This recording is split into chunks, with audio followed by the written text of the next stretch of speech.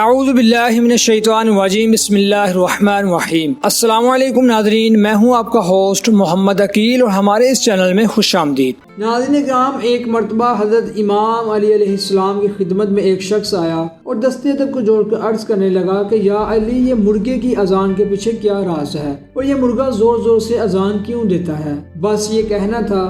تو امام علی علیہ السلام نے فرمایا، اے شخص، یاد رکھنا کہ اللہ نے ہر چیز میں کوئی نہ کوئی مصلحت رکھی ہے۔ اس زمین پہ انسانوں سے لاکھوں سال پہلے جنات بسا کرتے تھے اور وہ دن اور رات میں کوئی فرق نہیں رکھتے تھے۔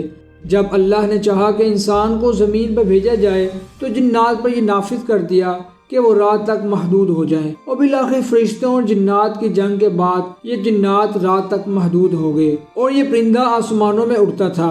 اللہ نے اس پرندے کو چنا اور اس کے اڑنے کی طاقت کو کم کر کے اس کی آواز کو اور بلند کر دیا تاکہ اس کی آواز دور دور تک جائے، اور اس کو یہ ذمہ داری دی کہ یہ زمین پر رہے، اور جب رات اپنے اختتام کو آئے تو دن قریب آنے لگے تو اپنی آواز سے یہ حکم نافذ کرے کہ جنات کا وقت ختم ہوا اور انسان کا شروع۔ اور اللہ نے اس پرندے کی آنکھوں میں قوت ولام دی کہ یہ پرندہ فرشتوں اور جنات کو دیکھ سکتا ہے۔ جب یہ کسی جنات وغیرہ کو دیکھتا ہے تو بلند آواز سے کہتا ہے کہ یہاں سے چلے جاؤ، یہاں انسان بستے ہیں۔ اور شخص، یاد رکھنا، اگر کسی انسان پہ جن کا ہول ہونے لگے تو اس کے قریب کر کے اس پرندے کی آواز کو سنانا، کیونکہ اس پرندے کی آواز میں اللہ نے اتنی ہیبت رکھی ہے کہ جنات لرزنے لگتے ہیں۔ تو دوستو، اسی کے ساتھ ہی آج کی ہماری ویڈیو کا اختتام ہوتا ہے۔